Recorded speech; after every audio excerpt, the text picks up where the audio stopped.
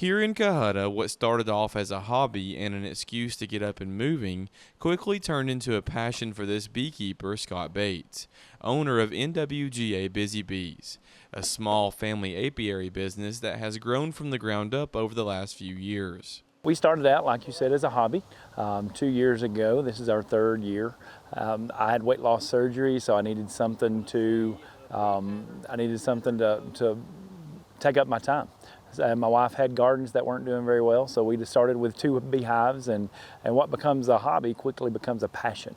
And so we started with the 2, we grew to 6, and now we're up to 12 hives. And our hopes and desires will be 50 to 100 hives. For Bates, the entire process has been a learning experience to get his bee population to where it is today. As he says, starting out as a hobbyist required him to do some self-education and get help from other beekeepers. We start do a lot of research, YouTube videos. There's a huge bee community, so you start asking and growing with that bee community. Every year you do split your bees so that they don't swarm. So it's just a multiplication game. As they start multiplying in early spring, you start splitting, and you either sell those off if you don't want to grow, or you continue to grow. So our 2 has grown into 6, has grown into 12.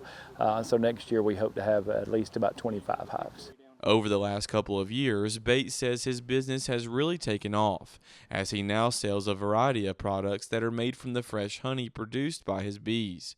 Things such as lip balm, butter, lotions, and of course, raw unfiltered honey. We have a great online presence. What we did find out, though, is just like with your garden, that you have foods that you can make into multiple items, that with the bees, not only do you have the honey, but you have the beeswax that you can turn into natural products for people. There's a huge market for all natural products, so we are trying to give those to the people that need them.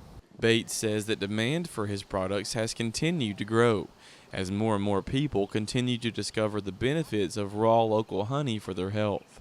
Local wildflower honey has, if it is unfiltered, so it is strained, but it is unfiltered, still has the vitamins and the minerals and the local pollen. So just as you would get shots for asthma, and if you were allergic or had allergies, you would get shots. If you take local pollen, local honey, then you're going to get that same dose in that local honey that is not chemically induced.